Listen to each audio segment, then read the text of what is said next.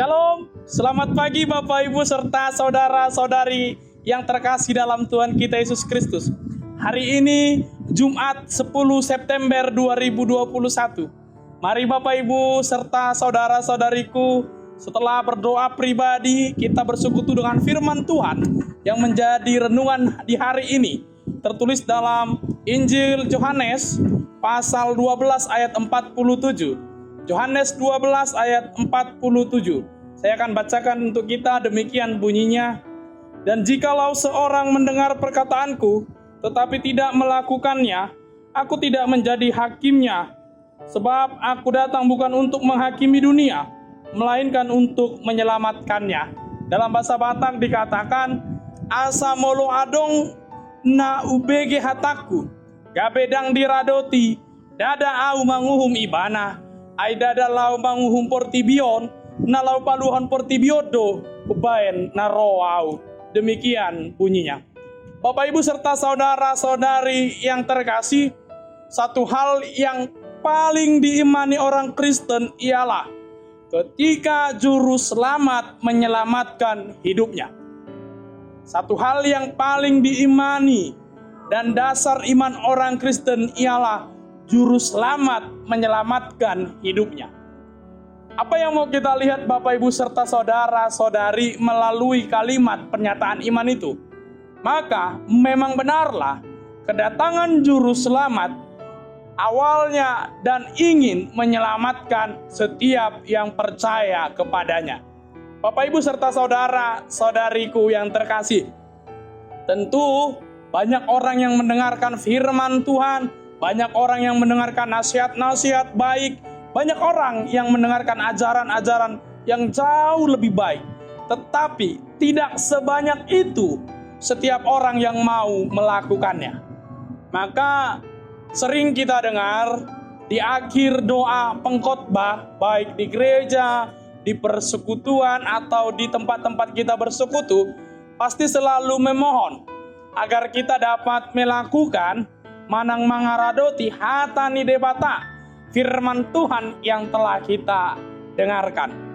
Bapak Ibu serta saudara-saudariku, hal yang paling mudah kita lakukan dan tak perlu mengeluarkan tenaga adalah mendengar. Gak ada orang yang mungkin hanya untuk mendengar perlu tenaga kuat, perlu power yang hebat, gak ada. Tapi untuk mendengar hanya membutuhkan alat pendengar. Tetapi untuk melakukan apa yang didengar itu perlu hal yang besar, daya yang kuat, bahkan semangat yang besar. Bapak Ibu serta saudara-saudariku yang terkasih, firman Tuhan itu hal yang sangat mudah kita dengar. Atau bahkan kita sering berjumpa di channel YouTube ini, setiap hari kita mendengar firman Tuhan. Tapi apakah tiap hari pula kita melakukan firman Tuhan itu? Atau bahkan si pemberita firman hanya memberitakan, tapi tidak melakukannya? Maka itu bukan persoalan hari ini. Itu yang mau Yesus katakan. Bukan hari ini masa penghakimannya, dan bukan di masa pelayanan Yesus mau menghakiminya. Sebab Yesus datang ke dunia untuk menyelamatkannya. Artinya firman Tuhan sampai kepada manusia itu sebagai awal keselamatan. Tetapi berbicara tentang penghakiman, tunggu dulu. Itu adalah bagian Allah kita. Maka Bapak Ibu serta saudara-saudariku, kalau kita lihat perikop ini, dia berbicara tentang firman Yesus yang menghakimi. Artinya otoritas firman yang satu kesatuan dengan Allah itu, itulah yang kelak menghakimi. Kalau di konteks teks Bapak Ibu serta saudara-saudariku, Yesus berbicara ini kepada orang-orang yang di sekitar untuk mengatakan, itu bukan saat ini masa penghakiman. Bukan berarti tidak ada masa penghakiman, ada. Maka dikatakan firman Tuhan itu untuk menyelamatkan bagi mereka yang mau melakukan setiap firman Tuhan. Bapak Ibu serta saudara-saudariku, maka sekali lagi kita sama-sama belajar. Kalau hanya mendengarnya manginang, Bapak Ibu saudara-saudariku, hal yang sangat mudah. Tetapi untuk melakukan firman Tuhan itu, itulah yang sulit untuk kita lakukan. Apa saja bisa kita dengar. baik firman Tuhan ataupun tidak firman Tuhan itu bisa kita dengar.